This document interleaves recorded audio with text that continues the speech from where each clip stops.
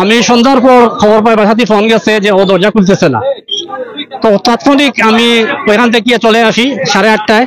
আসিয়া শুনি এই মানে ও দরজা খুলতেছে না, ওর আত্মীয়রা আসছে, আসিয়া ওরা বলছে যে ওরা দেখছে ও নাকি ফ্যানের মধ্যে ঝুলে আছে। এখন আমি পুলিশ কল করছি, পুলিশ আসছে, পুলিশ ভাইয়েরা ওরা ব্যাঙে দেখছে ও ফ্যানের মধ্যে ঝুলে আছে।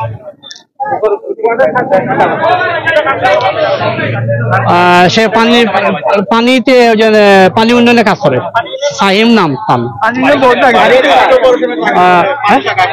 পানি শাখায়, সিটি কর্পোরেশন পানি শাখায় ও চাকরি করে।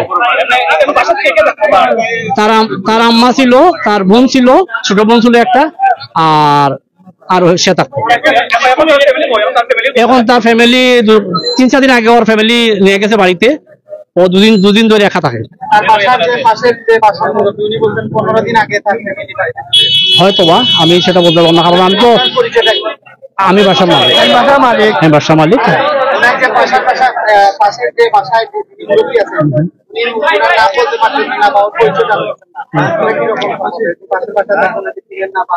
উনি তো চিনেন, উনি তো পানিতে চাকরি করে। আমি খবর পাইছি প্রায় 8:30টায়। সেটা আমি বলতে পারবো না, ওর পরিবারের লোক আসছে, ওর চাচা আসছে, ওর ভাই আসছে, ওদের কাছ থেকে জানতে পারবেন। আমি তো সেটা বলতে পারবো না, আমি ছিলাম তো, আমি ওই যে গেছিলাম সিন্নিতে, আমি আসছি 8:30টায়, জানতে ফোন দেওয়া তো। আসসালামু আলাইকুম। জি, ফাহিমকে খুব ভদ্র এবং ভালো ছেলে হিসেবে চিনি, আমাদের এলাকারই সন্তান। তার ছোট ভাই গত বৃহস্পতিবারে আমার দোকান থেকে বাজার আনছে। তার ছোট ভাইয়ের নাম রাহি। কিন্তু আজকে এই মর্মান্তিক দুর্ঘটনা শুনে খুবই খারাপ লাগছে। ফাহিমকে আমি ব্যক্তিগতভাবে চিনি, খুবই ভালো ছেলে। এই টিভি গেট পানির পাম্পে চাকরি করে সিলেট সিটি কর্পোরেশনের। আর আজকে কিছুক্ষণ আগে এই ঘটনাটা শুনে দেখতে আসছি।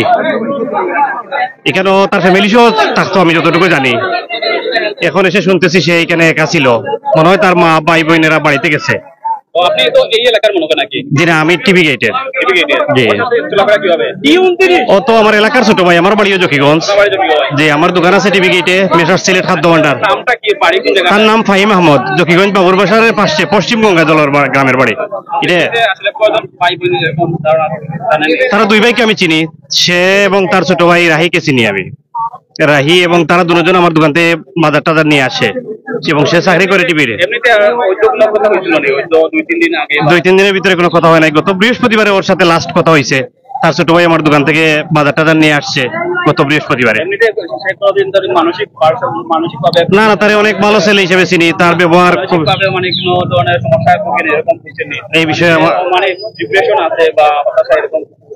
এই বিষয়ে আমি পুরোপুরি জানি না, এবং ফ্যামিলির পুরো দায়িত্ব ওনার। ও এই বাসা গত বৃহস্পতিবারে সে এবং তার ছোট ভাইয়ের সাথে আমার দেখা হয়েছে।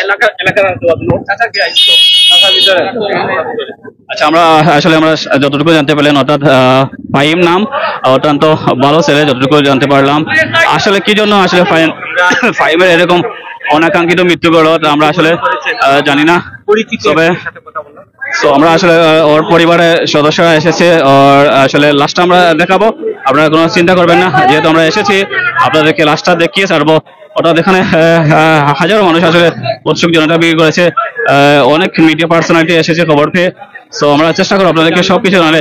এখানে কেউ আর আছেন প্রতিবেশী কেউ? আসলে এই যে ছোট্ট একটা ঘর, আমি যদি বলি একটা দরজাটা দেখেন, এই যে ওকে আমি অপারেশন করেছি, তখন আমি ঔষধ দেওয়ার জন্য বাসায় যাচ্ছিলাম। এখানে আমার সহকর্মী, আমার ভাই বলতেছে যে এখানে একটা ছেলে রশিতে ঝুলে গেছে।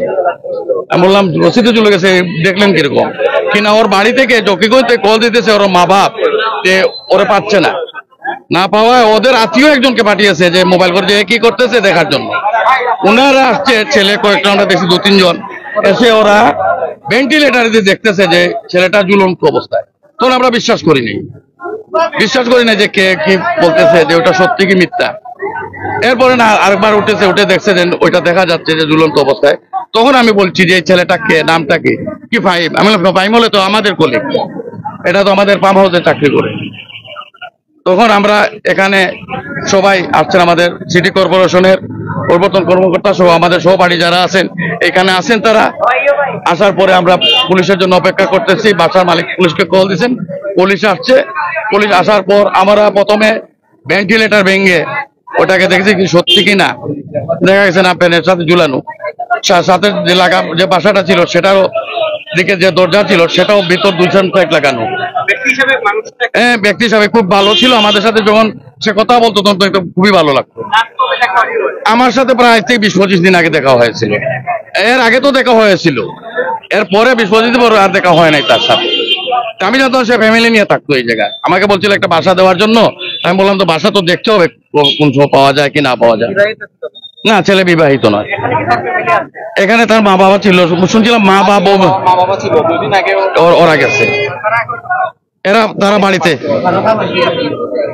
খোঁজ দেওয়া হয়েছে, খবর দেওয়া হয়েছে, ওরা আসতেছে। ওর চাচাও আসছে, ওদের আত্মীয় স্বজন যারা আছে ওরাও আসছে, এবং আমাদের যারা সহপাঠী, আমাদের সিটি কর্পোরেশন সহপাঠী যারা আছেন ওনারাও আসছেন, ওনারা শুনে আসছেন, এখন উপস্থিত আছেন। আমরা বলতে পারবো না কিসের জন্য কি হয়েছে। ছেলেটা খুবই একটা অমায়িক ছেলে ছিল, বয়সও বেশি হবে না, মনে হচ্ছে 20-22 বছরের ভিতরে হবে। আপনি একটু বলবেন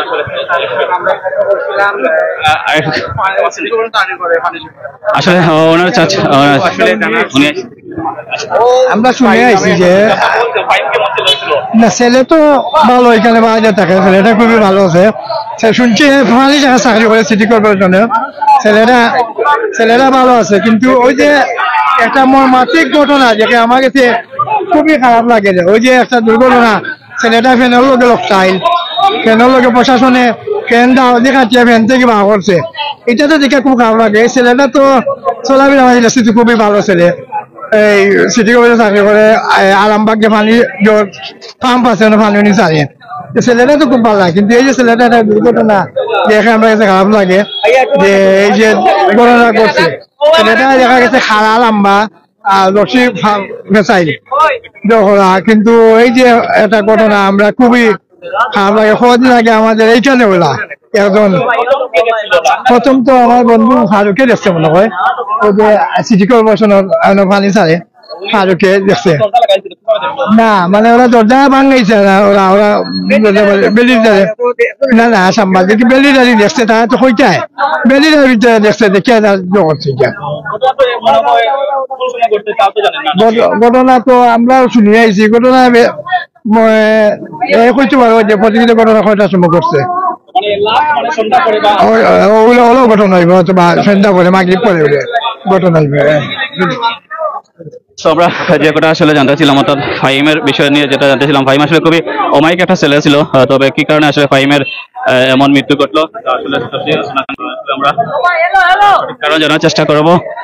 যেহেতু আসলে ঝুলন্ত অবস্থা পাওয়া গেছে, সো ধারণা করা হচ্ছে এটা একটা কমিটেড সুইসাইড। তবে এর পিছনে আসলে ফাহিম কি জন্য আসলে এই ছোট্ট বয়সে, অল্প বয়সে 20-22 বছর বয়সে তো এরকম একটা ঘটনা ঝুঁকি নিল, আসলে সেটা আসলে খুবই দুঃখজনক। আমি যেটা কথা বলতে পারি, এই ছোট্ট আসলে যে আপনারা দরজা দেখতে পাচ্ছেন, একটা গেটের মতো, সেখানে আসলে ফাহিম অবস্থান করছিল।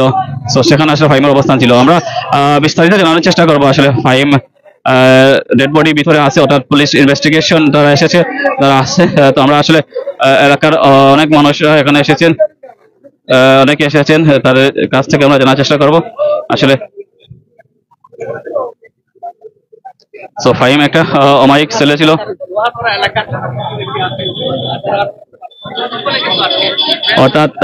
অর্থাৎ ফাহিমের মৃত্যুর খবর শুনে আসলে পুরুষ মহিলা কেউ আসে বাদ যায়নি, অর্থাৎ মহিলারা বাদ যায়নি। হয়তো ফাহিমের প্রতি একটা এক ধরনের টান ছিল, ভালোবাসা ছিল, মায়া ছিল, যেহেতু ফাহিম শোনা যাচ্ছে ভালো ছেলে।